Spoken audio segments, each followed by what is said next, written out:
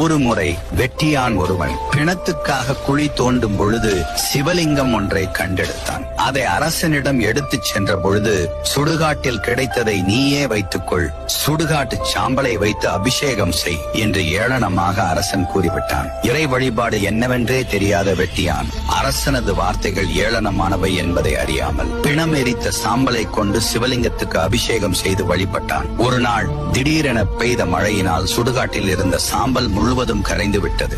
சிவலிங்கத்துக்கு அபிஷேகம் செய்ய சாம்பல் இல்லையே என வருந்திய வெட்டியான் விராட்டிகளை அடுக்கி தீயை மூட்டினான். தனது மனைவியை அழைத்து, நான் இந்த தீயில் விழுகிறேன், என் உடல் எரிந்து கிடக்கும் சாம்பலை கொண்டு சிவலிங்கத்துக்கு அபிஷேகம் செய் என்று கூறினான். ஆனால் மனைவியோ, நீங்கள் அப்படி இறந்து விட்டால் இங்கு வரும் பிணங்கள் சீரழிந்துவிடும், நானே தீயில் குதிக்கின்றேன் என்று கூறிக்கொண்டே தீயில் விழுந்தாள். இவர்களது பக்தியால் திளைத்த சிவபெருமான் பார்வதியுடன் இவர்கள் முன் காட்சி கொடுத்து வெட்டியானின் மனைவியை உயிர்ப்பித்து இருவருக்கும் முக்தி கொடுத்து அருளினார். இந்த தகவலை அறிந்த அரசன் தங்கத்தாலான சிவலிங்கத்திற்கு பன்னீர், பஞ்சாமிர்தம் என்று வாசனை திரவியங்களாலும் அபிஷேகம் செய்த எனக்கு காட்சி தராத இறைவன், சுடுகாட்டு சாம்பலையும் பழைய சோற்றையும் கொடுத்தவனுக்கு மோட்சம் அளித்துள்ளாரே என்று வருந்தி, பின்னர் பக்தி என்பது ஆடம்பரத்தில் இல்லை, தூய அன்பினால் மட்டுமே மலரக்கூடியது என்பதை உணர்ந்து கொண்டான். பக்தர்களிடம் சிவபெருமான் எதிர்பார்ப்பது அன்பு மற்றும் தூய்மை.